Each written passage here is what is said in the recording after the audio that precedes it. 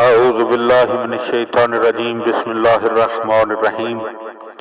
مولا کائنات حضرت امیر المومنین علی ابن ابی طالب علیہ السلام کے مجموعہ کلام نہج البلاغہ کے پہلے باب کا خطبہ نمبر 4۔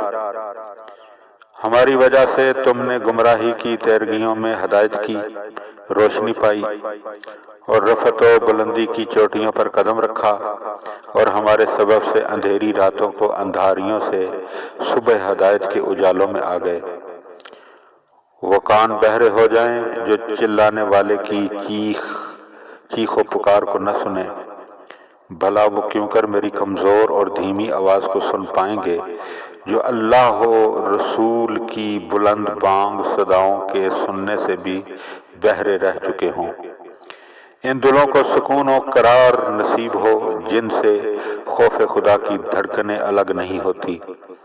میں تم سے ہمیشہ عذر و بے وفائی ہی کے نتائج کا منتظر رہا اور فریب خوردہ لوگوں کے رنگ ڈھنگ کے ساتھ تمہیں بھانپ لیا تھا، اگرچہ دین کی نقاب نے مجھ کو تم سے چھپائے رکھا، لیکن میری نیت کے صدق و صفا نے تمہاری صورتیں مجھے دکھا دی تھی۔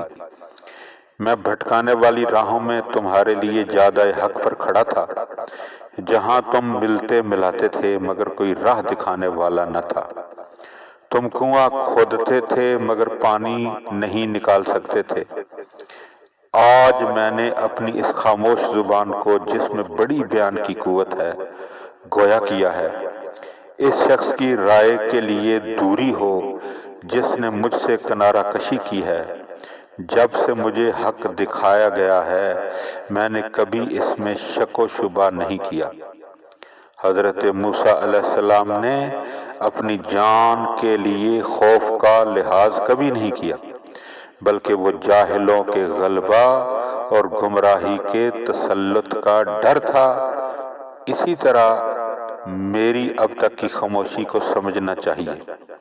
آج ہم اور تم حق و باطل کے دوراہے پر کھڑے ہوئے ہیں۔ جسے پانی کا اطمینان ہے وہ پیاس محسوس نہیں کرتا۔ اسی طرح میری موجودگی میں تمہیں میری قدر نہیں ہے۔